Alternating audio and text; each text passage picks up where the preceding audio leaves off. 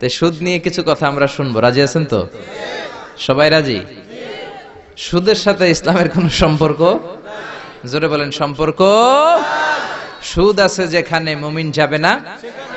সুদ হচ্ছে পুঁজিবাদী অর্থনীতির হাতিয়ার। দমন নিপীড়নের মূল মাধ্যম হচ্ছে সুদ। এই সুদের কারণে যারা ধনী এরা শুধু ধনী হতে থাকে, আর যারা গরিব শুধু গরিবই হতে থাকে। ইসলাম চায় না যে রাস্তার এক পাশে পাঁচতলা আর এক পাশে থাকবে গাছতলা। চিল্লায় কোন ঠিক কিনা? ইসলাম চায় কায়লা ইয়াকুনা দুলাতান বাইনাল আগনিয়াই মিনকুম, সম্পদ যাতে ধনীদের হাতে কুক্ষিগত হয়ে না থাকে, সম্পদের তারল্য যাতে সবার হাতে পৌঁছে যায়। এজন্য ইসলাম সুদকে করেছে হারাম আর ব্যবসাকে করেছে হালাল। চিল্লায় পড়েন আল্লাহু আকবার। এজন্য রব্বুল আলামিন বলেন ওয়া আহাল্লাল্লাহুল বাইআ ওয়া হারামার রিবা, আমি আল্লাহ তোমাদের জন্য সুদকে করলাম হারাম আর ব্যবসাকে করে দিলাম হালাল। সুবহানাল্লাহ। ব্যবসাকে হালাল করেছে কে? আর সুদকে হারাম করেছে কে? সুদের মধ্যে দেখা যায় অনেক লাভ, অনেক টাকা, অনেক বরকত, শুধু বেড়ে যায়। আল্লাহ বলে তোমাদের দৃষ্টিতে টাকা বেড়ে যায়, আমি আল্লাহর কাছে বাড়ে না। আর তোমরা যখন যাকাত দাও, দান করো, তোমাদের দৃষ্টিতে দেখা যায় টাকা কমে যায়, কিন্তু আমি আল্লাহর কাছে টাকা কমে না। সুবহানাল্লাহ। এজন্য সুদকে আল্লাহ নিশ্চিহ্ন করে দিবেন। ইয়ামহাকুল্লাহ ওয়া ইউরবিস সাদাকাত। আল্লাহ বলে আমি সুদকে নিশ্চিহ্ন করে দেব, সুদকে আমি ধ্বংস করে দেব, সুদের ভেতরে কোনো বরকত দেব না। আর ব্যবসা করলে সামান্য ব্যবসার ভেতরে বরকত ঢুকিয়ে দিবে কে? আল্লাহ। আরো জোরে বলেন কে? বিশ্বনবী সুদখোরদের উপর লানত দিয়েছে। কি দিয়েছে? লাআনা রাসূলুল্লাহ আকিলার রিবা ওয়া মুকিলাহু ওয়া কাতিবাহু ওয়া শাহিদাইহি। যারা সুদ খায়, যারা সুদ দেয়, যারা সুদের দলিল লেখক, যারা সুদের সাক্ষী থাকে, সবার উপরে বিশ্বনবী লানত দিয়েছে। জোরে পড়েন নাউযুবিল্লাহ। এজন্য খবরদার, সুদের সাথে মুসলমানদের কোনো সম্পর্ক। বিশ্বনবী বলেছেন আর রিবা সালাসু ওয়া সাবউনা বাবান, সুদের রয়েছে 73টা গুনাহ। কয়টা গুনাহ? আরো জোরে বলেন কয়টা? সুদের মধ্যে 73টা গুনাহ। আইসারুহা আইয়ান কাহার রাজুল উম্মা, 73টা গুনার মধ্যে সবচাইতে ছোট্ট গুনাহ হলো নিজের মায়ের সাথে জিনা করা। 73টা গুনাহ, আর সবচেয়ে ছোট গুনাহ হচ্ছে আইয়ান কাহার রাজুল উম্মা, ব্যক্তি তার মায়ের সাথে জিনা করবে। এটা যদি সবচেয়ে ছোট্ট গুনাহ হয়, তাহলে বড় গুনার অবস্থা কি? বড় গুনাহটা কি জানার দরকার আছে না নাই? আল্লাহ সেটাও বলে দিলেন ফাযানু বিহারবিম মিনাল্লাহি ওয়া রাসূলিহি। সুদের সবচেয়ে ছোট গুনাহ মায়ের সাথে জিনা করা, আর সুদের সবচেয়ে বড় গুনাহ আল্লাহর সাথে যুদ্ধ করা। করবেন নি? পারা যাবে না আল্লাহর সাথে যুদ্ধে? সে আল্লাহ কবে থেকে ক্ষমতায় বসা? এখন তো আল্লাহ বুড়া হয়ে গেছে। হ্যাঁ, আল্লাহর ক্ষমতা কি আগের মতো আছে? জোরে বলেন আছে। এজন্য সুদের সবচেয়ে ছোট গুনাহ মায়ের সাথে জিনা, সবচেয়ে বড় গুনাহ কার সাথে? যুদ্ধ। আরো জোরে বলেন। এজন্য বিশ্বনবী বলতেন ইজতানিবু আসসাবাল মুবিকাত, 7টা ঈমান বিধ্বংসী, আমল বিধ্বংসী কাজ থেকে তোমরা বেঁচে থাকবা। 1 নম্বরে হলো শিরক, আল্লাহর সাথে শিরক করবা না। 2 নম্বরে হলো মাতা পিতার সাথে অবাধ্যতা করা। 3 নম্বরে জাদু দেখানো, জাদু টোনা করা। 4 নম্বরে অন্যায় ভাবে কাউরে হত্যা করা। 5 নম্বরে এতিমের সম্পদ খাওয়া। 6 নম্বরে কোন নারীকে অন্যায় ভাবে জিনার অপবাদ দেওয়া। 7 নম্বরে সুদ খাওয়া। কি খাওয়া? এই 7টা কাজ করলে আপনার ঈমানটাকে ধ্বংস করে দিবে কে? চিল্লায় বলেন কে? এজন্য দুনিয়াতে যারা সুদ খায় তাদের সম্পদে কোনো বরকত নাই, তাদের শুধু রোগ আর রোগ, টেনশন আর টেনশন। আছে না নাই? আবার বিশ্বনবী বললেন যারা সুদ খায় তাদের 3টা শাস্তি। কয়টা? আরো জোরে বলেন কয়টা? 1 নম্বরে কিয়ামতের দিন আল্লাযীনা ইয়াকুলুনার রিবা লা ইয়াকুমুনা ইল্লা কামা ইয়াকুমুল্লাযী ইয়াতাখাব্বাতুহু শাইতানু মিনাল মাস। সুদের 1 নাম্বার শাস্তি, কিয়ামতের দিন সুদখোর যখন কবর থেকে উঠবে, রব্বুল আলামিন তাকে জিনে ধরা রোগীর মতো, পাগলের মতো উঠায় দিবে। সুদখোর কবর থেকে উঠে ভূতে ধরা রোগীর মতো, জিনে ধরা রোগীর মতো, পাগলের মতো লাফাতে লাফাতে উঠবে। তারে দেখে কিয়ামতের ময়দানের সবাই বুঝবে লোকটা হলো সুদখোর। কি খোর? আরো জোরে বলেন। এটা হচ্ছে 1 নাম্বার শাস্তি। 2 নাম্বার শাস্তি বিশ্বনবী বললেন আমি স্বপ্নে দেখলাম কিছু লোকের পেট হচ্ছে বিশাল বড় ঘরের মতো, আর ওই পেটের ভেতরে দেখলাম ভয়ঙ্কর বিষাক্ত সাপ। জিব্রাইল রে বললাম, ও জিব্রাইল, মান হাউলা, এরা কারা? বিশ্বনবী বললেন, হাউলাই আকালাতুর রিবা, এরা হলো আপনার উম্মতের মধ্য থেকে যারা সুদ খেয়েছে, ওই সুদখোর লোকগুলা। পড়েন নাউযুবিল্লাহ। 3 নাম্বার শাস্তি। বিশ্বনবী বলেন, যে রাতে আমাকে মেরাজে নেওয়া হলো, রাআইতু লাইলাতা উসরিয়া বি, মেরাজের রাতে আমি দেখলাম রক্তের একটা নদী, ওই নদীর উপর কিছু লোক সাঁতার কাটে। কিসের নদী? দেখছেন কোনদিন রক্তের নদী? আমরা কোনদিন দেখেছি? রক্তের একটা নদীর ভেতরে কিছু লোক সাঁতার কাটে।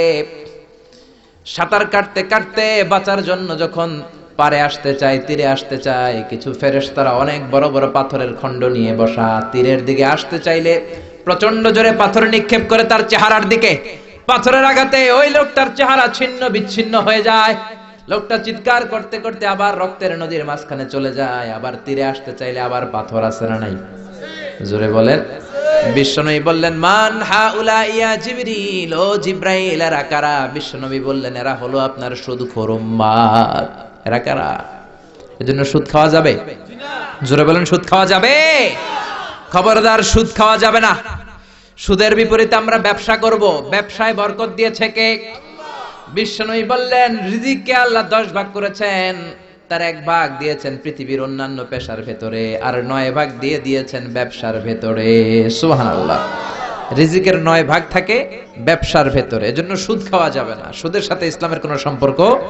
আমরা ব্যবসা করব। আপনি মুশারাকা সিস্টেমে, মুদারাবা সিস্টেমে, আপনি মুরাবাহা সিস্টেমে ব্যবসা করেন, ওই ব্যবসায় বরকত দিবে কে?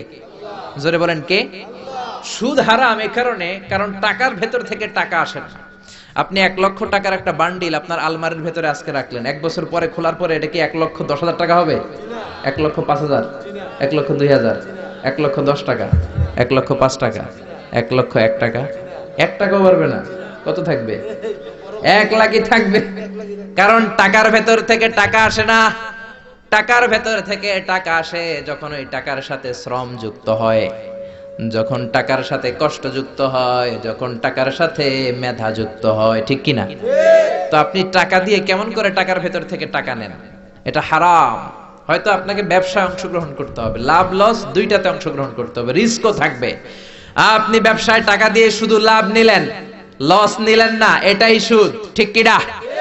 আপনার লাভও নিতে হবে, লস নিতে হবে, ঝুঁকিও নিতে হবে। এইটার নাম হলো ব্যবসা। হয় আপনি ব্যবসা করবেন, তা না হলে আপনি কর্জে হাসানা দিবেন। কি দিবেন? কর্জে হাসানা দিলে ওই ব্যক্তির মর্যাদা বাড়িয়ে দেয় কে? চিল্লায় বলেন, কে? 3 সিস্টেমে ব্যবসা করবেন। কয় সিস্টেমে? সবাই বলেন, আরো জোরে বলেন। 1 নাম্বার হচ্ছে মুশারাকা সিস্টেম। মুশারাকা, পার্টনারশিপ। আমি আপনি শেয়ার, 3-4 জন মিলে শেয়ার, আমার টাকা আপনার টাকা, আর দুজনে মিলে ব্যবসা করব। আমার যদি ধরেন 4 লক্ষ টাকা হয়, আপনার যদি 6 লক্ষ টাকা হয়, তাহলে যেই লাভ হবে তার 60% নেবেন আপনি, 40% নেব আমি। লসও যদি হয় 60% আপনার উপর, 40% আমার উপর। এই ব্যবসাকে বৈধ করেছে কে? আল্লাহ। আরো জোরে বলেন না। 2 নম্বরে হচ্ছে আল মুদারাবা। মুদারাবাও বৈধ। মুদারাবা মানে হচ্ছে আপনার টাকা আমার শ্রম। আল্লাহ আমারে কোনো টাকা দেয় না, আমি মিসকিন, আমি ফকির, আমি দেব শ্রম, আপনি দিবেন টাকা। কত পার্সেন্ট লাভ হলে কে কতটা নিব এটা আমরা ভাগ করে নিব। কিন্তু লস হলে আমার কোনো লস নাই, কারণ আমার শ্রম আপনার টাকা, আমি যে খাটছি এটাই তো আমার লস। ঠিক কিনা? কথা বলেন। আর টাকা যেহেতু আপনার, পুরো লস নেবেন আপনি। এই সিস্টেমও ব্যবসা যায়। 3 নাম্বার হচ্ছে আল মুরাবাহা। বুঝার চেষ্টা করেন, আমার ঘরে ফ্রিজ নাই, ফ্রিজের দাম 1 লক্ষ টাকা। কয় লাখ টাকা? আপনি আমারে বাজার থেকে 1 লক্ষ টাকা দিয়ে একটা ফ্রিজ কিনে আমার কাছে 1,20,000 টাকা বিক্রি করবেন। এটা আমি কিস্তিতে দিব আপনারে, 6 মাসের কিস্তিতে দিব। আপনার লাভ হচ্ছে আপনি 1 লক্ষ টাকা দিয়ে কিনে 1,20,000 বিক্রি করছেন, 20,000 লাভ। আর আমার লাভ হচ্ছে আমার কাছে কোনো টাকা নাই, আমি ফ্রিজের মালিক হয়ে গেলাম, কিস্তিতে দিয়ে 6 মাস পরে আমি টাকাও পূর্ণ করে দিলাম। এটাকে বলে মুরাবাহা।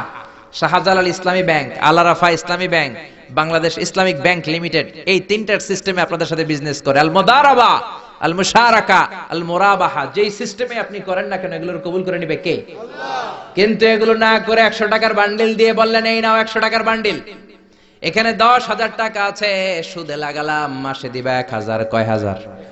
আরো জোরে বলেন।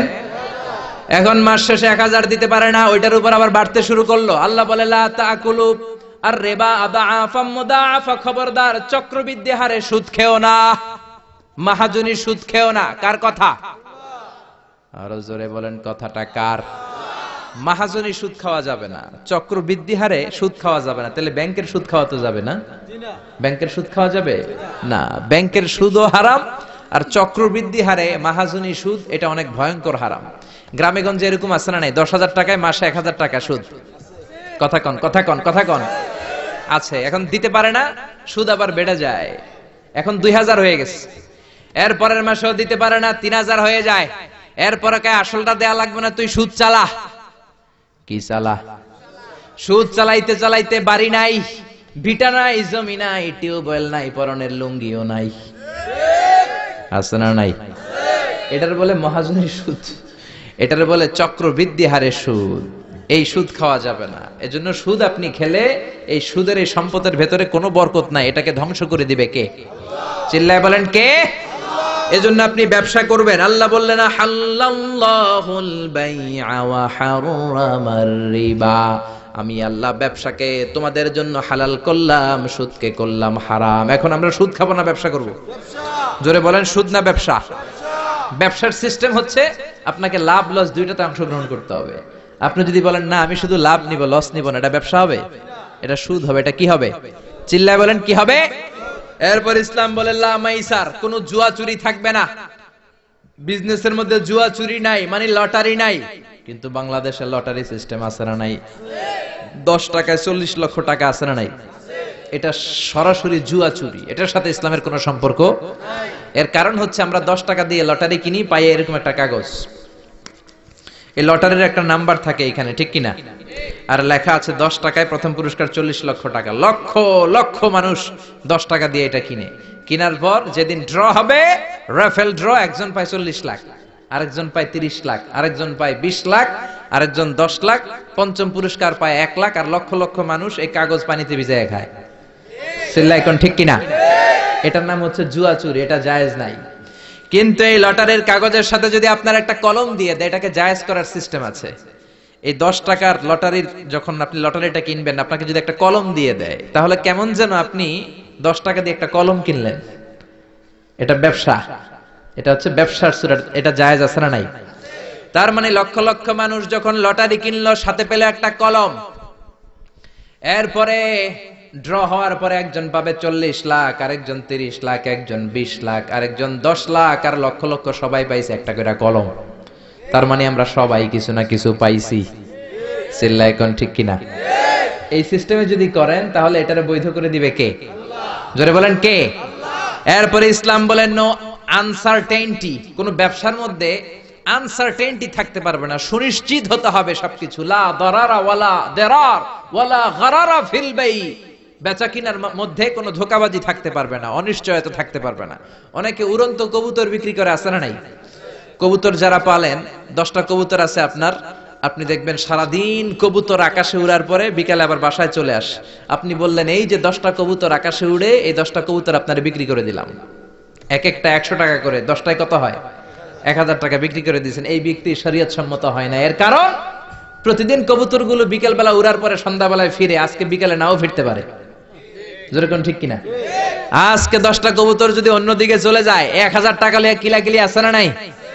ইসলাম বলে কিলাকিলির কোনো সুযোগ নাই। কবুতরগুলো নামবে, 10টারে তুমি ধরবা, কবজ করবা, তার হাতে হ্যান্ড ওভার করবা, তারপরে বিক্রি করবা। এটারে জায়েজ করে দিবে কে? এরপরে পুকুরের মধ্যে মাছ থাকা অবস্থায় কেনা বেচা জায়েজ নাই। এরকম কেনা বেচা বাংলাদেশে আছে না নাই? আন্দাজে মানুষে শখের বসে কিনে ফেলে, পুকুরের মধ্যে বুদবুদ করতেছে, ভাবতেছে হাজার হাজার মাছ কিনছে, 10 লক্ষ টাকা দিয়ে কিনে ফেলছে। কই মাছের পুকুর, উঠায় দেয় 20 কেজি কই আর 50 কেজি কাঁকড়া আর 70 কেজি ব্যাং, আছে না নাই? এরপরে কিলাকিলি আছে না নাই? এজন্য ইসলাম বলে না, কবুতরটা হাতের মধ্যে কবজ করার পরে যেমনি বিক্রি করলাম, মাছগুলাও জাল দিয়ে তোলো, তারপরে গনে গনে বিক্রি করো, কবুল করে নিবে কে? গাভীর ওলানের মধ্যে দুধ রেখে বিক্রি করা জায়েজ নাই। ওলান এত ফিলা গেছে এরকম, এটা মনে হচ্ছে যে 20 কেজি, দহন করার পরে পাওয়া গেছে 5 কেজি, এরকম আছে না নাই? কারণ এটা দুধের কারণেও ফুলতে পারে, টিউমারেও ফুলতে পারে। ঠিক কি না? এজন্য ইসলাম বলে লা গারারা ফিল ইসলাম, ইসলামে কোনো গারার নাই, ধোঁকাবাজি নাই, আনসার্টেনটি নাই, অনিশ্চয়তার মধ্য দিয়ে হাওয়ার মধ্যে কোনো বিজনেস নাই। আগে জিনিসটা তোমার হাতে নাও, তারপরে বিক্রি করো, কবুল করে নেবে কে? শেয়ার বাজার নিয়ে প্রশ্ন করে যেই প্রোডাক্টের ব্যবসা হালাল, ওই প্রোডাক্টের শেয়ারও হালাল। চিল্লায় বলেন ঠিক কিনা? এরপরে বিশ্বনবী বললেন মান গাশশানা ফালাইসা মিন্না, বেচা কিনার মধ্যে যে আমার উম্মতদের মধ্যে যে অন্যকে ধোঁকা দেয় সে আমার উম্মত হতে পারে। ধোঁকাবাজির ব্যবসা বাংলাদেশে আছে না নাই? ফলের দোকানে গেলে দেখবেন চকচকে যেই সাইডটা ওই সাইডটা ক্রেতার দিকে রাখে, পচা জায়গাটা নিচের দিকে রাখে, এরকম ব্যবসায়ী আছে না নাই? বিশ্বনবী মদিনার বাজারে গমের দোকান পরিদর্শন করতে গেলেন, যে দেখলেন গমের স্তূপ, বিশ্বনবী গমের ভেতরে হাত ঢুকায়া দিলেন। উপরে দেখা যায় শুকনা গম, ভিতরে দেখা যায় ভিজা গম। বিশ্বনবী বললেন মান গাশশানা ফালাইসা মিন্না, যে আমাদেরকে ধোঁকা দেয় সে আমাদের উম্মত নয়। The person who deceives us, he is not among us. যে আমাদেরকে ধোঁকা দেয় সে আমাদের উম্মত হতে পারে। চিল্লায় বলেন উম্মত হতে পারে। এজন্য এই ধোঁকাবাজি করে কোনো ব্যবসা করা যাবে? জোরে বলেন। আর সুদের সাথে আমাদের কোনো সম্পর্ক? চিল্লায় বলেন সম্পর্ক। সুদকে ধ্বংস করে দিবে কে? আর ব্যবসায় বরকত ঢুকিয়ে দিবে কে? বরকতে বিশ্বাস করেন তো? বিশ্বাস করেন? অল্পের ভেতরেও বরকত হতে পারে, হাজার কোটি টাকার মধ্যেও বরকত নাও থাকতে পারে। চিল্লায় বলেন ঠিক কিনা? এজন্য আজ থেকে সুদের সাথে আমাদের কোনো সম্পর্ক নেই, আমরা ব্যবসা করব মুশারাকা সিস্টেমে, মুদারাবা সিস্টেমে, মুরাবাহা সিস্টেমে ব্যবসা করব। অল্প প্রফিট হলো এটার মধ্যে বরকত দিবে কে? আরো জোরে বলেন কে? আর সুদের ব্যবসা করবেন না তো? কারা কারা আজকে থেকে সুদের কোনো ব্যবসার সাথে জড়িত থাকবেন না? দুই হাত উঁচু করে আমার আল্লাহর দেখা। আল্লাহ আমাদের হাতগুলোকে তুমি কবুল করো। চিল্লায় পড়েন আমিন। সুদের আলোচনা ভালো লাগতেছে না? না একেবারে উপরে এসে পড়ছে না? সুদের সাথে ইসলামের কোনো সম্পর্ক নাই। আল্লাহ সুদ থেকে আমাদেরকে বাঁচাক। আল্লাহ আমাদের হালাল রিজিকে বরকত দিক। আরো জোরে পড়েন আমিন। আমি আমার খুতবা শুরুতে সূরাতু বনী ইসরাইলের ছোট্ট একটা আয়াত তেলাওয়াত করেছি। আসুন এই আয়াতের আলোকে আপনাদের সাথে কিছু কথা শেয়ার করি, যদি আপনারা মনোযোগী হন। শুনবেন শুনবেন শুনবেন শুনবেন। রব্বুল আলামিন বলেন ওয়াকাদা রাব্বুকা আল্লা তা'বুদু ইল্লা ইয়াহু ওয়া বিল ওয়ালিদাইনি ইহসানা। আল্লাহ বললেন গোলাম আমার ফয়সালা দুইটা, এই দুইটা ফয়সালা হলো স্পেশাল ফয়সালা, অনড় ফয়সালা। এই ফয়সালার কোনো নড়চড় নাই, এই ফয়সালার কোনো পরিবর্তন নাই। প্রথম ফয়সালাটা হলো আল্লাহ তা'বুদু ইল্লা ইয়া, ইবাদত হবে একজনের, তিনি কে? আল্লাহ। আল্লাহ ছাড়া অন্য কারো ইবাদত করা যাবে? আবার আল্লাহ ডেকে বললেন গোলাম জিন জাতি মানব জাতি এই দুইটা জাতিকে আমি সৃষ্টি করেছি শুধু আমার ইবাদতের জন্য, ঠিক কি না? ওয়ামা খালাকতুল জিন্না ওয়াল ইনসা ইল্লা লিয়াবুদুন। আমি জিন জাতি আর মানব জাতিকে কোনো কাজের জন্য তৈরি করি নাই, কোনো উদ্দেশ্যে বানাই নাই, শুধুমাত্র কেবলমাত্র একমাত্র আমি আল্লাহর ইবাদতের জন্য বানিয়েছি। কার কথা? আল্লাহ। আরো জোরে বলেন কার? আল্লাহ। আল্লাহ ছাড়া কারো ইবাদত করা যায় না। এই পৃথিবীতে যত নবী এসেছে, এই পৃথিবীতে যত রাসূল এসেছে, সব নবী রাসূলের একটাই দাওয়াত ছিল, তোমরা ইবাদত করবে একজনের, তিনি কে? ইয়া কওমি ইবুদুল্লাহা মা লাকুম মিন ইলাহিন গায়রু। ও আমার কওমের লোকেরা, ও আমার স্বজাতির লোকেরা, এক আল্লাহ ছাড়া অন্য কারো ইবাদত করো না। জিকির করতে হবে একজনের, চাইতে হবে একজনের কাছে, সেজদা দিতে হবে একজনকে, তিনি কে? আল্লাহ। আল্লাহ ছাড়া কাউরে সেজদা দেয়া যাবে? আমাদের দেশে মাজারে যে সেজদা আছে না নাই, এই মাজারের নামে যে ভণ্ডামি, এটার সাথে ইসলামের কোনো রিলেশন আছে? সম্পর্ক আছে? এই ভণ্ডামির সাথে ইসলামের কোনো সম্পর্ক? দো দিল বান্দা কালমা চোরে, না পায় শ্মশান না পায় ঘরে, দিন থাকিতে আয়রে পথে ছাইড়া দে ভণ্ডামি ভণ্ডামি ভণ্ডামি ভণ্ডামি, ছাইড়া দে ভণ্ডামি, ঠিক কি না? নামাজ রোজা করে না, ইবলিস শয়তানের নানা, এরকম আছে না নাই? নামাজ রোজা করে না, ইবলিস শয়তানের নানা, ধর্মের একখান খুঁটি ধইরা কয়দিন করবা হয়রানি। ভণ্ডামি ভণ্ডামি ভণ্ডামি, ছাইড়া দে ভণ্ডামি। ঠিক কি না? এজন্য ভণ্ডামির সাথে যারা জড়িত আছো, ভণ্ডামি ছেড়ে দাও, আল্লাহওয়ালা হয়ে যাও। তোমার জীবনে বরকত দিবে কে? তোমার জন্য জান্নাতের দরজা খুলে দিবে কে? এজন্য রব্বুল আলামিন বলেন, ওয়াকাদা রাব্বুকা আল্লা তা'বুদু ইল্লা ইয়্যা ওয়া বিল ওয়ালিদাইনি ইহসানা। আমি আল্লাহর প্রথম ফয়সালা, ইবাদত হবে শুধুমাত্র কেবলমাত্র একজনের, তিনি কে? আমরা প্রত্যেক নামাজে সূরাতুল ফাতিহায় আল্লাহরে বলি, আল্লাহ ইহদিনাস সিরাতাল মুস্তাকিম, ও আল্লাহ আমাদেরকে সহজ সরল পথ দেখাও, সিরাতুল মুস্তাকিম দাও। আল্লাহ বলেন, আনি'বুদুনি হাযা সিরাতুম মুস্তাকিম, আমি আল্লাহর ইবাদত করো, এটাই সিরাতুল মুস্তাকিম। আল্লাহু আকবার। আপনি যদি আল্লাহর ইবাদত করেন তাহলে আপনি বুঝবেন যে আপনি সিরাতুল মুস্তাকিমের উপর আছেন। আর যদি বুঝেন আল্লাহর ইবাদত ছেড়ে আপনি অন্যদিকে দৌড়াচ্ছেন, তার মানে হলো আপনি সিরাতুল মুস্তাকিমের উপর থাকার সৌভাগ্য অর্জন করতে পারেন নাই। চিল্লা এখন ঠিক কি না? এজন্য আল্লাহ বললেন, আল্লাহর ফয়সালা কয়টা? আরো জোরে বলেন, কয়টা? এক নাম্বার ফয়সালা, ইবাদত হবে শুধু একজনের, তিনি কে? এই ফয়সালার সাথে সবাই একমত? দ্বিমত কেউ নাই? কেউ নাই? দু একজন থাকতে পারে, কেউ নাই। আল্লাহ বললেন, আমার প্রথম ফয়সালা, ইবাদত হবে শুধু আমি আল্লাহর। দুই নাম্বার ফয়সালা, ওয়া বিল ওয়ালিদাইনি ইহসানা, ইহসান হবে মাতা পিতার সাথে, মানে ভালো আচরণ হবে মাতা পিতার সাথে। বুঝা গেল ইবাদত হবে আল্লাহর, ইহসান হবে মাতা পিতার। আল্লাহর সাথে, আল্লাহর জন্য আপনি ইবাদত করবেন, আর মাতা পিতার প্রতি আপনি ইহসান করবেন।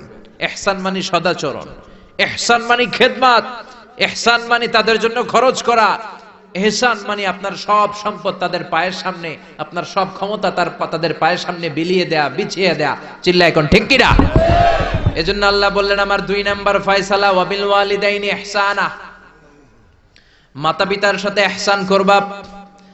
আমরা বললাম, আল্লাহ আপনার জন্য ইবাদত হবে, এটা আমরা বুঝলাম, মাতা পিতার সাথে ইহসান কেমন করে হবে এটা আমরা বুঝলাম না। আল্লাহ বললেন, ইহসান কাকে বলে যদি না বোঝো তাহলে বুঝে নাও, ইম্মা ইয়াবলুগান্না ইনদাকাল কিবারা আহাদুহুমা আও কিলাহুমা ফালা তাকুল লাহুমা উফ। আল্লাহ নিজেই ইহসানের ব্যাখ্যা দিচ্ছেন। আল্লাহ বললেন, ইহসানের প্রথম তাফসীর হলো, আব্বা আম্মা একজন কিংবা দুইজন যখন বার্ধক্যে উপনীত হয়ে যায়, যখন বয়সে পৌঁছে যায়, খবরদার তাদের কোনো কাজে তুমি নাক ছিটকাতে পারবা না। তাদের কোনো কাজে নাক ছিটকাতে পারবে না, তাদের কোনো কাজে আহ এমনকি উফ শব্দটাও বলা যাবে না। চিল্লা এখন ঠিক কিনা? কারণ আমরা যখন ছোট ছিলাম বাবা মারে কষ্ট দিয়েছি কি দেই নাই? আপনার কত বছর আগের ঘটনা মনে আছে? আপনার বয়স যখন 3 তখন আপনি কি করছিলেন মনে আছে? তো ওইটাই যদি মনে না থাকে, বয়স যখন 2 ছিল ওগুলা মনে আছে? বয়স যখন 1 ছিল ওগুলো মনে আছে? জ্বালাতনটা তো ওই সময় বেশি করছে। চিল্লা এখন ঠিক কিনা? শীতের রাত, আমাকে নিয়ে আমার মা ঘুমালো, আমাকে রেখেছে ডান দিকে, পেশাব করে ডান পাশটা আমি ভিজিয়ে দিয়েছি। আমার মা আমাকে ঘর থেকে বের করে দেয় নাই, শীতের রাতে বাম দিকে আমাকে শোয়ালো। কনকনে মাঘ মাসের শীতের রাতে বাম পাশটাতেও পেশাব করে ভিজিয়ে দিলাম। আমার মা আমারে ঘর থেকে বের করে দেয় নাই। আমার মা তার বুকের মাঝখানে রেখে ঘুমাতে শুরু করেছে। মাঘ মাসের শীতের রাত 3টার দিকে পেশাব করে মায়ের বুকটাও আমি ভিজিয়ে দিয়েছি, জামাটাও ভিজিয়ে দিয়েছি। মা 3টার দিকে উঠে নতুন শাড়ি পরে, নতুন জামা পরে, আগের ভিজা পেশাব মাখানো জামাটাকে চেঞ্জ করে আবার আমাকে নিয়ে ঘুমিয়েছে। আমাকে ঘর থেকে বের করেছে নাকি? জোরে বলেন। এজন্য আল্লাহ বুঝাতে চাইলেন, গোলাম ছোট্টবেলা যেমনি কষ্ট দিয়েছো, মা বাবা রেগে যায় নাই, তোরে লাথি মেরে ঘর থেকে তাড়ায় দেয় নাই, তোরে এতিমখানায় দেয় নাই। মা বাবা বয়সে যখন উপনীত হয়ে যায়, বার্ধক্যে যখন পৌঁছে যায়, ওই মা বাবারে খবরদার বৃদ্ধাশ্রমে দিয়ে আসবি না। বৃদ্ধাশ্রম বাংলাদেশে আছে না নাই? ছেলে আমার মস্ত মানুষ, মস্ত অফিসার, মস্ত ফ্ল্যাটে যায় না দেখা এ পারে ও পার, নানান রকম জিনিস আর আসবাব দামি দামি, সবচেয়ে কম দামি ছিলাম একে মাত্র আমি। ছেলের আবার আমার প্রতি অগাধ সম্ভ্রম, আমার ঠিকানা তাই বৃদ্ধাশ্রম। ঠিক কি না? অনেক কপাল পোড়া আছে, ডাকাত আছে। মা বাবা বার্ধক্যে উপনীত হওয়ার পরে তাদের কর্মকাণ্ডে নাক ছিটকায়, ঘরে আর বাবা মারে রাখতে মনে চায় না, বৃদ্ধাশ্রমে রেখে আসে। এরকম ডাকাত আছে রাড়াই। বাবা মারে বৃদ্ধাশ্রমে দেয়া যাবে? চিল্লায় বলেন দেয়া যাবে? যেই বেয়াদব গুলো, যেই ডাকাত গুলো মার বাবারে বার্ধক্যে উপনীত হলে, বয়স হয়ে গেলে বৃদ্ধাশ্রমে দিয়ে আসে, ওই বেয়াদবটা বুড়া হলে ওর কপালে বৃদ্ধাশ্রম জুটবে না। চিল্লায় এখন ঠিক কিনা? ভাঙ্গা থালা হাতে নিয়ে তুই ভিক্ষা করে খাবি। চিল্লায় এখন ঠিক কিনা? আল্লাহ বললেন আমার 2 নাম্বার ফয়সালা, ওয়াবিল ওয়ালিদাইনি ইহসানা, মাতা পিতার সাথে ইহসান করবা। ইহসানের প্রথম ব্যাখ্যা, ইম্মা ইয়াবলুগান্না ইনদাকাল কিবারা আহাদুহুমা আও কিলাহুমা ফালা তাকুল লাহুমা উফ। মা বাবার একজন কিংবা 2 জন যদি বার্ধক্যে উপনীত হয়ে যায়, খবরদার মা বাবারে বৃদ্ধাশ্রমে দিও না। মা বাবা পেশাব করে দিতে পারে, পায়খানা করে দিতে পারে, তোমাকে যেমনি পরিষ্কার করে আদর যত্ন করেছে তুমিও পরিষ্কার করবা। মা বাবার খেদমত করবা, তোমার জীবনটারে উজালা করে দিবে কে? আল্লাহ বললেন ইহসানের 2 নাম্বার ব্যাখ্যা, ওয়ালা তানহারহুমা, মা বাবারে ধমক দিও না।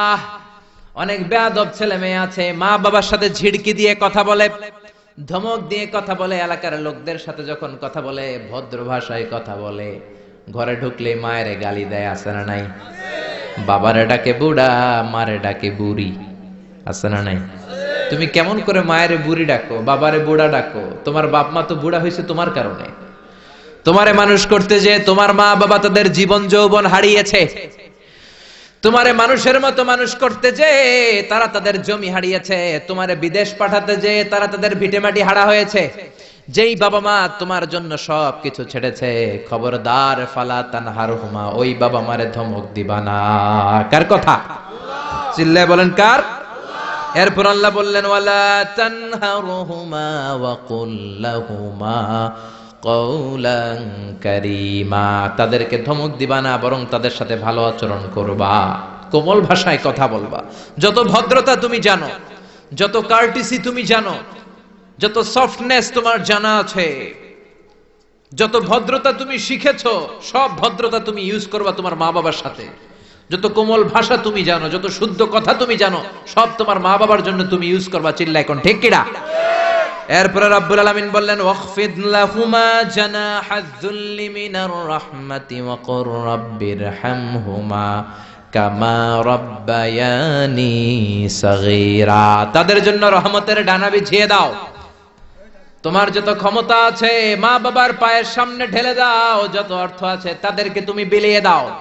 আর বাবা মা 1 জন কিংবা 2 জন যদি দুনিয়া ছেড়ে বিদায় নেয়, তাদের কবরের সামনে দাঁড়িয়ে চোখের পানি ছেড়ে পড়তে আরম্ভ করে দাও, রব্বিরহামহুমা কামা রাব্বায়ানি সাগীরা ওয়া কুর রাব্বিরহামহুমা কামা রাব্বায়ানি সাগীরা। ও আল্লাহ, ছোট্টবেলা বাবা মা যেমনি আমার আদর দিয়ে সোহাগ দিয়ে কাছে টেনে নিয়েছে, কিয়ামতের দিন কবরের ভেতরে তুমিও আমার বাবা মারে আদর করে কাছে টেনে নিও।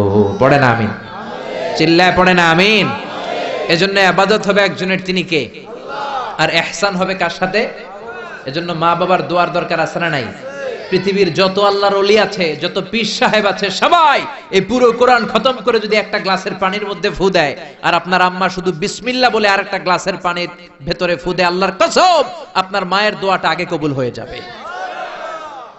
এজন্য মা বাবার খেদমত করেন। আপনার বড় পীর সাহেব হলো আপনার বাবা, আপনার বড় পীর সাহেব হলো আপনার মা। দুনিয়ার সবাই দোয়া করলে ওই দোয়া মিস হয়ে যেতে পারে, মা বাবা দোয়া করলে মিস হবে নাকি? হবে। অনেক ডাকাইত আছে দেখবেন মাজারের উপরে মশারি দেয়, আছে না নাই? খুঁজে দেখবেন ওর বাপের মশায় কামড়ায়, ওর মায়ের মশায় কামড়ায়, আর ও বাবার দরবারে যে মাজারে মশারি দিয়ে আসছে, এরকম ডাকাইত আছে না নাই? এজন্য খবরদার, মা বাবার সাথে ইহসান করো। বিশ্বনবী মসজিদে নববীতে মিম্বারের এক তলার মধ্যে পা রাখলেন, আওয়াজ করে বললেন আমিন। দ্বিতীয় তলার ভেতরে পা রাখলেন, আওয়াজ করে বললেন আমিন। তৃতীয় স্টেপে পা রেখে বিশ্বনবী পড়লেন আমিন। সাহাবারা বললেন নবী 3 বার আমিন বললেন, কেন বললেন বুঝলাম না। বিশ্বনবী বললেন প্রথম স্টেপে যখন পা রাখলাম, জিব্রাইল এসে বলল রমজান মাস পাওয়ার পরে রোজা রেখে ইবাদত করে যেই বান্দা গুনাহ মাফ করতে পারে নাই তার উপরে আল্লাহর লানত। আমি বিশ্বনবী পড়লাম আমিন। দ্বিতীয় স্টেপে পা রাখলাম, জিব্রাইল বলল মাতা পিতা পাওয়ার পরে যারা মাতা পিতার খেদমত করে নিজের জীবনের গুনাহ ঝরাতে পারে নাই, জান্নাত কামাতে পারে নাই, তাদের উপরও আল্লাহর লানত। আমি বিশ্বনবী বললাম আমিন।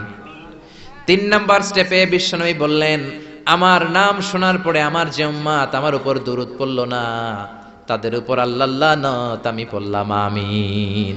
পড়েন সাল্লাল্লাহু আলাইহি ওয়াসাল্লাম, চিৎকার করে পড়েন সাল্লাল্লাহু। এজন্য মাতা পিতার খেদমতের দরকার আছে না নাই? গোটা বিশ্বটা একদিকে, মায়ের দোয়া আরেকদিকে, চিল্লায় বলেন ঠিক কিনা? আপনি বুলেট মারলে বুলেট মিস হতে পারে, ড্রোন হামলা করলে মিস হতে পারে, মায়ের দোয়া মিস হবে? জোরে বলেন মিস হবে? এক সাহাবী বলল নবী আইয়ুল আমালে আফদাল, সবচেয়ে সেরা আমল কোনটা? বিশ্বনবী বললেন সবচেয়ে সেরা আমল হলো আসসালাতু ফি ওয়াক্তিহা, সময় মতো নামাজ পড়া। 2 নম্বরে বললেন বিররুল ওয়ালিদাইন, মাতা পিতার খেদমত করা। 3 নম্বরে বললেন আল জিহাদু ফি সাবিলিল্লাহ, আল্লাহর রাস্তায় জিহাদ করা। তার মানে পৃথিবীর শ্রেষ্ঠতম 3টা আমলের মধ্যে মাতা পিতার খেদমতের আমলটাও আছে না নাই? জোরে বলেন বেশি না কম? এইজন্য এক সাহাবী বললেন নবী মান আহাক্কু বিহুসনি সাহাবাতি ইয়া রাসূলুল্লাহ, এই দুনিয়ায় এত মানুষ, এত বন্ধু, এত সাহাবী, এত লোক, কার সাথে ভালো আচরণ করব? বিশ্বনবী বললেন উম্মুকা, তোমার মায়ের সাথে। সুম্মা মান, তারপরে কার সাথে? তোমার মায়ের সাথে। তারপরে কার সাথে? তোমার মায়ের সাথে। 3 বার। আর এক হাদিসে আছে 4 বার বললেন তোমার মায়ের সাথে, 5ম বার বললেন তোমার পিতার সাথে। সুবহানাল্লাহ। মায়ের মর্যাদা 4 গুণ বেশি। কয় গুণ? এর কারণ আল্লাহ কোরআনে বলে দিলেন সূরা লোকমানে হামালাতহু উম্মুহু, মায়ের মর্যাদা এত বেশি হওয়ার কারণ হলো বাবা তোমারে পেটে ধরে নাই, পেটে ধরেছে কে? ওয়াহানান আলা ওয়াহান, 10 মাস 10 দিন বাবা কষ্ট সহ্য করে নাই, করেছে কে?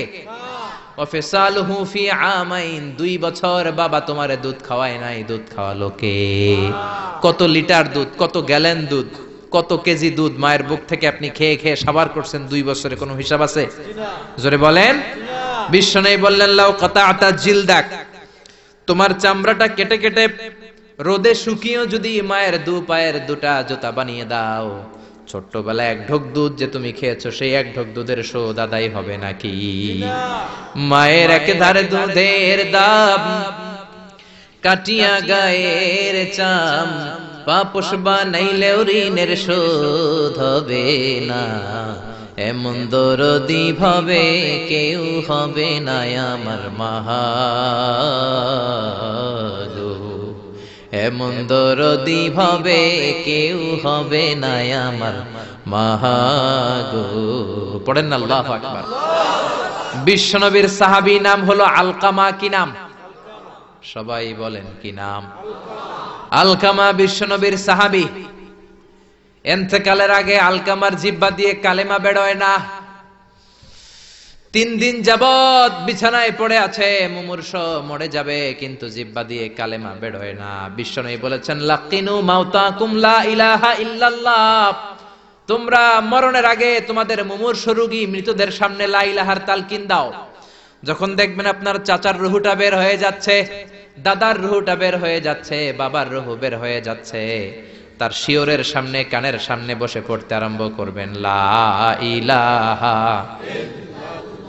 লা ইলাহা ইল্লাল্লাহু মুহাম্মাদুর রাসূলুল্লাহ সাল্লাল্লাহু। কিন্তু বলবেন না এই কালেমা পড়ো, কালেমা পড়ো, কালেমা পড়েন, কালেমা পড়েন, এগুলো বলবেন না, শুধু তালকিন দিবেন। ওটা থেকেই উনি বুঝবেন, কারণ মৃত্যুর একটা কষ্ট আছে না নাই? মৃত্যুর যন্ত্রণায় সে অস্থির, আপনি জোরাজুরি করতেছেন কালেমা পড়, সে যদি বলে না পড়বো না, ঝামেলা আছে না নাই? এজন্য কানের সামনে শুধু তালকিন দিবেন। বিশ্বনবী বললেন লাকিনু মাউতাকুম লা ইলাহা ইল্লাল্লাহ, তোমাদের মৃতদের সামনে, মুমূর্ষদের কানের সামনে শুধু লা ইলাহা পড়বা। ওনার বিবি, ওনার আত্মীয়রা আলকামা নামক সাহাবীর কানের সামনে লা ইলাহা পড়ে 3 দিন ধরে কালেমা বের হয় না। কখন যেন মরে যায়, বিশ্বনবীর কাছে পাঠানো হলো। বিশ্বনবী সুহাইব আর বেলাল দুইজন সাহাবীকে পাঠালেন, তারা যেও কালেমার তালকিন দিল কিন্তু মুখ দিয়ে কালেমা বের হয় না। বিশ্বনবী আলকামার বিবিরে ডেকে পাঠালো, বিবি, আলকামার বিবি, তোমার স্বামী কেমন ছিল?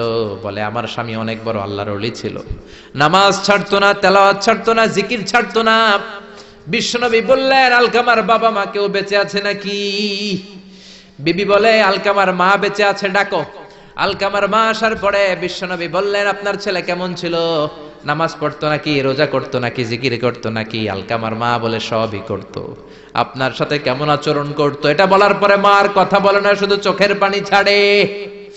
আলকামার মা বলে, নবী, আলকামার ব্যাপারে আমার মনে অনেক দুঃখ, কোনোদিন আমার কথা শুনে নাই, শুধু বিবির কথা শুনতো, বউরে প্রাধান্য দিত, আমার যত্ন নিত না, আমার কথা বেশি শুনতো না, এজন্য আমার মনে আলকামার ব্যাপারে অনেক জ্বালা।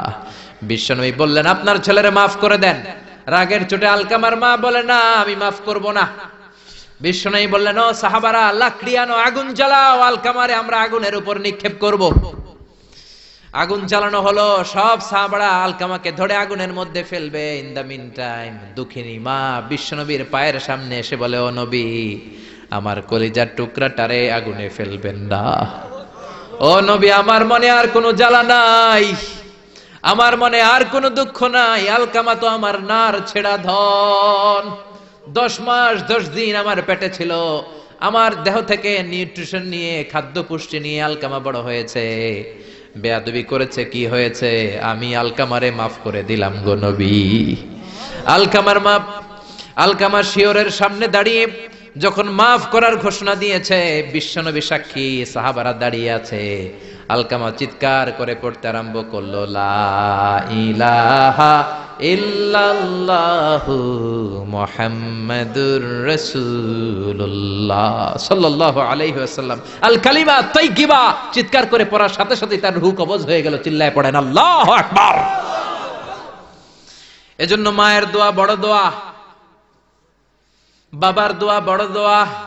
মা বাবা দোয়া করলেও কবুল, বদদোয়া করলেও কবুল। মা বাবার শুধু যদি দোয়াটাই কবুল হতো তাহলে টেনশন নাই, দোয়া করে না তো কি হয়েছে। কিন্তু বদদোয়া করলেও কবুল করে নেয় কে? আল্লাহ। দোয়া করলেও কবুল, বদদোয়া করলেও।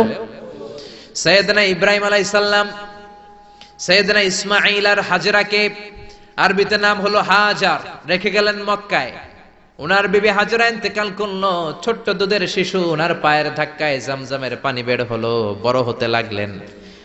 শৈশব পেরিয়ে কৈশোর, কৈশোর পেরিয়ে যৌবন, তাগড়া যুবক। তখন জুরহুম নামক একটা কওমের একটা মেয়েকে তিনি বিয়ে করলেন। বিয়ে করে সুখের সংসার শুরু করলেন আল্লাহর আদেশে। অনেক পরে সাইয়েদনা ইব্রাহিম তার কলিজার টুকরা ইসমাইলের বাড়িতে বেড়াতে গেল। কার বাড়িতে? কে গেল বেড়াতে? সাইয়েদনা ইব্রাহিম বেড়াতে গেলেন। যাওয়ার পরে দেখে সাইয়েদনা ইসমাইল ঘরে নাই। দরজার বাইরে থেকে সালাম দিলেন, আসসালামু আলাইকুম। এটা কিন্তু প্রামাণ্য বর্ণনা দিচ্ছি আমি বুখারী থেকে, বুখারীর বর্ণনা, এটা গল্প না। দরজার বাইরে থেকে সালাম দিলেন, আসসালামু আলাইকুম। ভেতর থেকে কর্কশ গলায়, ঝাঁঝালো কণ্ঠে, কণ্ঠের মধ্যে কোনো মায়া নাই, দয়া নাই, এরকম একটা কণ্ঠের মেয়ে উত্তর করে বলল, ওয়া আলাইকুমুস সালাম।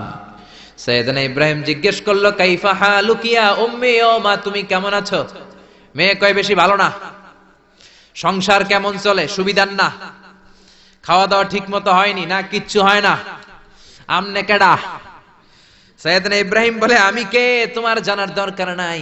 ইদা জাআ যাওজুকি মিনাল গাবা, স্বামী যখন তোমার বন থেকে শিকার করে ফিরবে, ফাকরাই আলাইহিস সালাম, তোমার স্বামীরে আমার পক্ষ থেকে একটা সালাম দিবা। ও মুরিহিয়া ইয়াগায়রা আতাবাতা বাবিহি, বলবা ঘরের দরজার চৌকাঠটা যেন পাল্টে ফেলে। সাইয়েদনা ইব্রাহিম চলে গেলেন। বিকেল বেলা জঙ্গল থেকে শিকার করে সাইয়েদনা ইসমাইল ঘরে ফিরলেন। ঘরে ফেরার পর বিবি বলে, একটা বুড়া আইছিল। বুড়া? কে আইছিল? সাইয়েদনা ইসমাইল বলে, বুড়া? বুড়া মানুষ আবার আমার ঘরে আসবে কেন? কেন আসছে? আপনারে সালাম দিছে, ওয়া আলাইকুমুস সালাম। আর কি বলছে? বলেছে, আপনি যেন ঘরের দরজার চৌকাঠ পাল্টে ফেলেন। ও মিয়া, চোর বোঝে চোরের সিগন্যাল, পুলিশ বোঝে পুলিশের সিগন্যাল, নবী বোঝে নবীর সিগন্যাল, ঠিক কিনা? সাইয়েদনা ইসমাইল তো বুঝে ফেললেন, কিরে ঘরের দরজার চৌকাঠ পাল্টে ফেলো, এরকম রূপক কথা, মেটাফরিক্যাল ইঙ্গিত দুনিয়ার সাধারণ মানুষ দিতে পারে না। চিৎকার দিয়ে বিবিরে বললেন, ও কপাল পুড়ি, তুই কি করলি? নিজের কপাল পুড়লি, নিজের কপালে নিজে কুড়াল দিলি। যেই লোকটারে বুড়া বুড়া বলে সম্বোধন করলি, ওই লোকটার কেউ নয়, আমার জন্মদাতা পিতা, এই জামানার সবচেয়ে বড় পয়গম্বর ইব্রাহিম খলিল।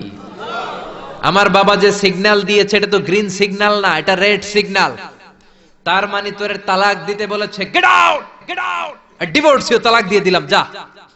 আপনার আব্বাও যদি বলে তোমার বউরও তালাক দিয়ে দাও, দিয়ে দিবেন নাকি? এবার দিয়ে দিয়েন না। আপনার বাবাও বাবা, ইসমাইলের বাবা ইব্রাহিমও, কথা বলেন।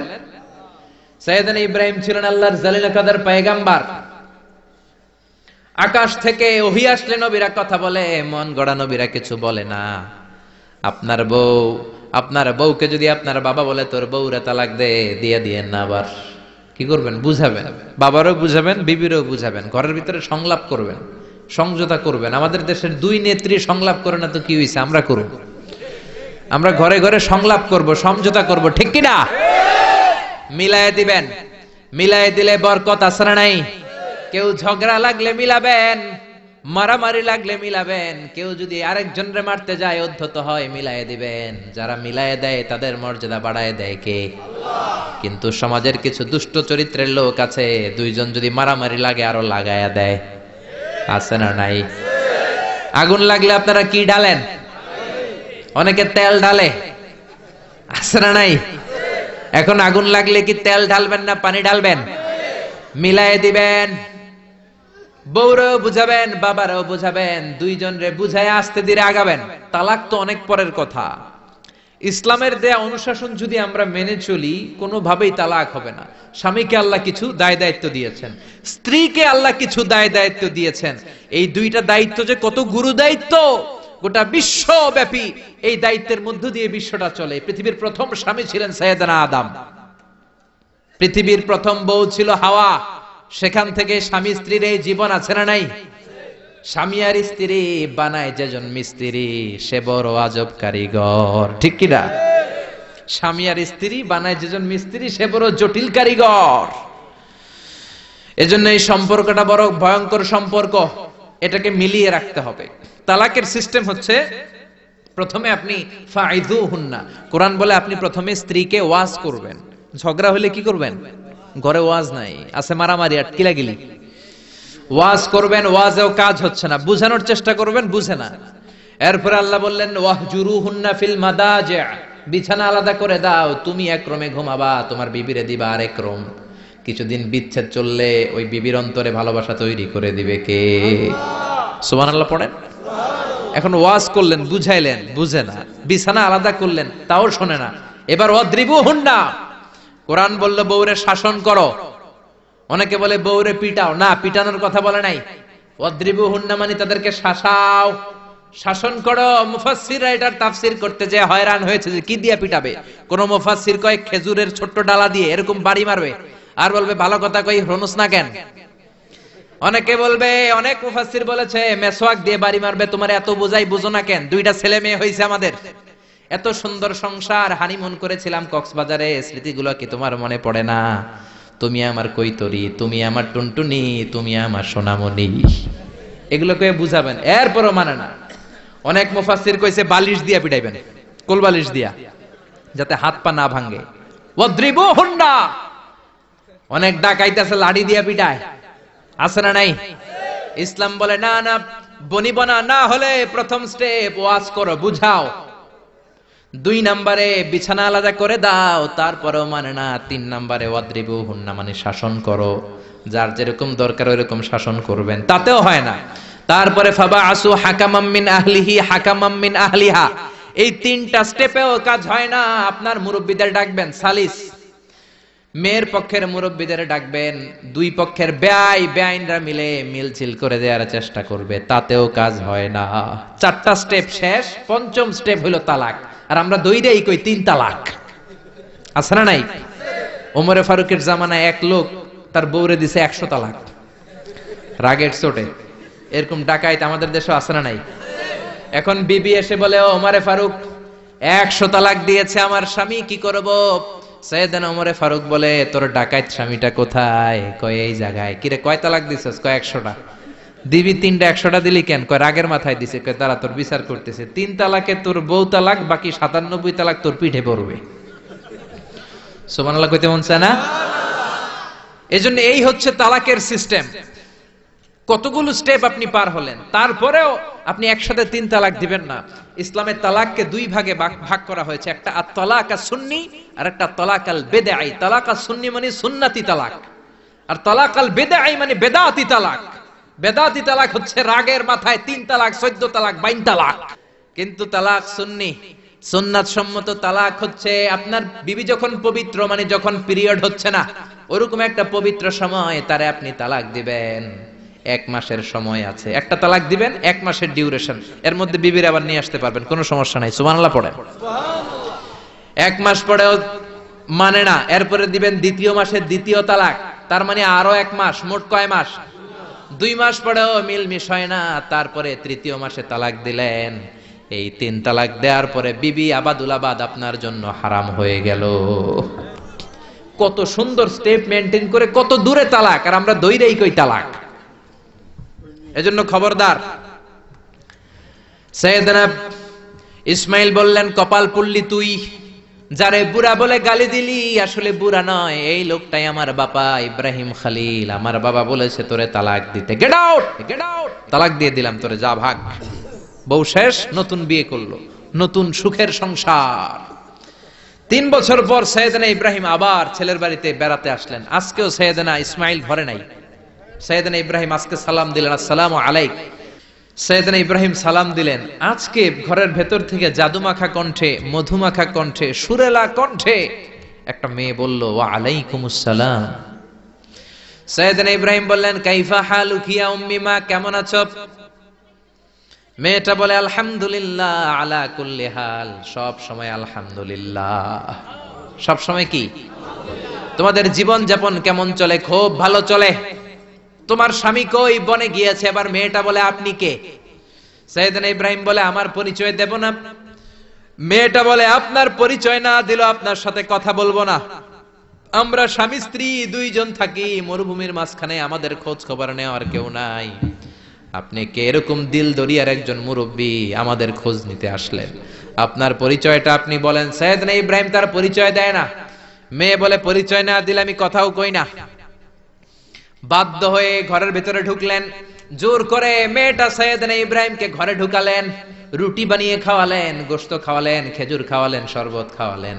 ও মিয়া, আগেরটাও মাইয়া, এইটাও পার্থক্য আছে না নাই? মেয়েটা বলে, আমার জন্য দোয়া করেন। সাইয়েদনা ইব্রাহিম চোখের পানি ছেড়ে দোয়া করে দিলেন, মেয়েটার মাথায় হাত বুলিয়ে দিলেন, আর বললেন, ইদা জাআ যাওজুকা মিনাল গাবা, তোমার স্বামী যখন বন থেকে আসবে, ফাকরাই আলাইহিস সালাম, তোমার স্বামীর আমার পক্ষ থেকে সালাম দিবা। ওয়া মুরিহি আইয়ুসবিতা আতাবাতা বাবিহি, আর বলবা আমি বলছি ঘরের দরজার নতুন চৌকাঠ যেন জীবনেও না পাল্টায়। সুবহানাল্লাহ। ঘরের দরজার এই নতুন চৌকাঠটা যেন কোনোদিন। সাইয়েদনা ইসমাইল ফিরে আসলেন। আসার পরে বিবি বলে, একজন মুরব্বী এসেছিল, নুরানি চেহারার একজন মুরব্বী। মুরব্বী শুই না, সাইয়েদনা ইসমাইল তো ভয় পেয়ে গেছেন, লাভ দিয়ে উঠছে, কি মুরব্বী, কেমন আচরণ করেছিলি বল। কারণ আগের একটা তিক্ত অভিজ্ঞতা আছে না নাই? ভাবছে আজকেও কোনো গন্ডগোল হইল নাকি। বিবি বলে, না, আপনি রাখবেন না, আপনি চিন্তিত হবেন না, আমি অনেক আপ্যায়ন করেছি, অনেক সাদর সম্ভাষণ দিয়েছি। উনিও আমার মাথায় হাত বুলিয়ে চোখের পানি ছেড়ে ছেড়ে আমার জন্য দোয়া করেছে, আর আপনারা সালাম বলেছে, আর আপনাকে বলতে বলেছে ঘরের দরজার নতুন চৌকাঠটা যেন জীবনেও কোনোদিন না পাল্টায়। সাইয়েদনা ইসমাইল আল্লাহু আকবার বলে চিৎকার করে উঠলেন, বিবিকে বুকে জড়িয়ে ধরলেন, বললেন, ও বিবি, তুই তো গোল্ডেন এ প্লাস। তুই কি? তুই তো গোল্ডেন এ প্লাস, তুই তো 100তে 100 পাইলি। তোর কপালটা নুরানি হয়ে গেল, উজালা হয়ে গেল। যেই বয়স্ক লোকটা এসে এই কথাটা বলেছে, বয়স্ক লোকটার কেউ না, তোর শ্বশুর আমার বাবা ইব্রাহিম খলিল। আর যেই কথা বলেছে এই কথাটার মানে হলো তোরে যেন আমি তালাক না দেই, তোর হাতটা যে আমি ধরলাম এই হাত ধরেই যেন তোরে নিয়ে জান্নাতে ঢুকে যায়। আল্লাহু আকবার। এজন্য বাবার দোয়া, মায়ের দোয়া যার জীবনের মধ্যে আছে তার জীবনে কোনো ভয় আছে নাকি?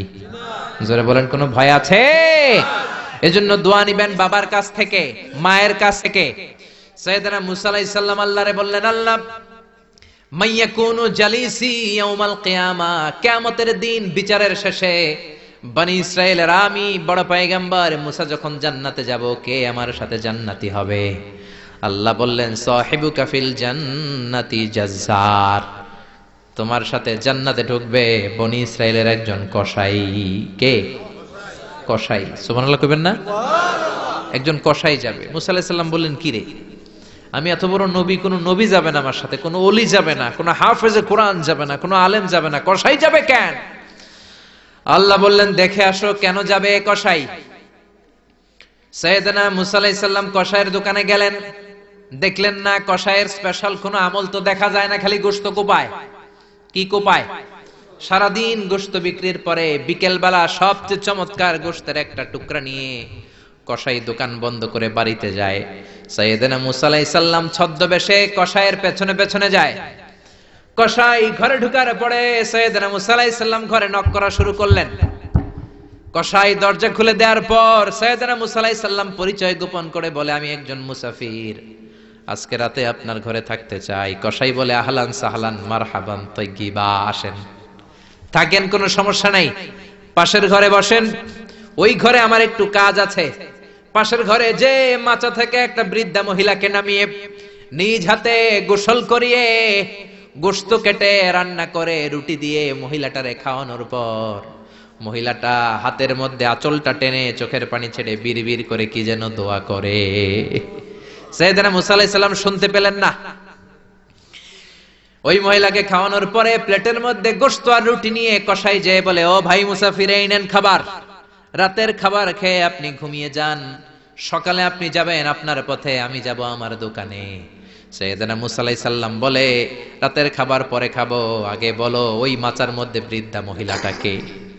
কসাই বলে, এই মহিলাটা ছাড়া এই পৃথিবীতে আমার কেউ নাই, আমি ছাড়া এই মহিলাটারও আর কেউ নাই। এই মহিলাটা ওই মহিলা যে আমারে 10 মাস পেটে ধরেছে। আল্লাহু আকবার। এই মহিলাটা আমার জনম দুঃখিনী মা, মা ছাড়া আমার কেউ নাই, আমিও ছাড়া আমার মায়ের কেউ নাই। প্রতিদিন আমি আমার মারে গোসল করাই, নিজ হাতে টাওয়াল দিয়ে গা মুছে দেই, তেল মালিশ করে দেই, গোশত রান্না করে রুটি দিয়ে খাওয়াই, আর আমার মা আমার জন্য দোয়া করে। সাইয়েদনা মুসা আলাইহিস সালাম বললেন, বিড়বিড় করে তোমার মা 2 হাত তুলে কি দোয়া করেছে আমারে বলো, আমি তো বুঝলাম না।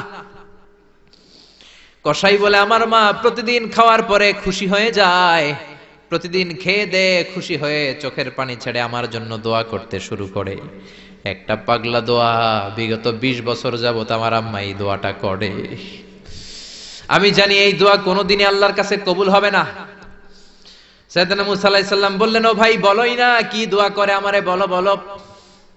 কসাই বলে, আমার মা বলে, আল্লাহুম্মা জাআল ইবনি জালিসা মুসা ইয়াউমাল কিয়ামাহ। খাওয়ানোর পরে খুশি হয়ে হাত তুলে আমার মা বলে, আল্লাহ আমি আমার ছেলের খেদমতে এত খুশি, আমার ছেলের জন্য আমি হাত তুলে দোয়া করে দিলাম। শুনেছি এই জামানার বড় পয়গম্বর, বনি ইসরাইলের সবচেয়ে বড় পয়গম্বর হলো মুসা। আমার ছেলে কিয়ামতের দিন বিচার শেষে মুসা যখন জান্নাতে যাবে, আমার ছেলেরও মুসা নবীর সাথে তুমি জান্নাতে ঢুকাইয়া দিও। মুসা নবী যখন জান্নাতি হবে আমার ছেলেরও ঢুকায় দিবা।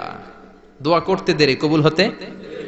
মুসা আলাইহিস সালাম বললেন, ঘটনা তো এইখানে, কানেকশনটা তো এই জায়গায়। এই কসাই তো এমনি এমনি আমার সাথী হবে না, এটা মায়ের দোয়ার বরকত। চিল্লা এখন ঠিক কিনা?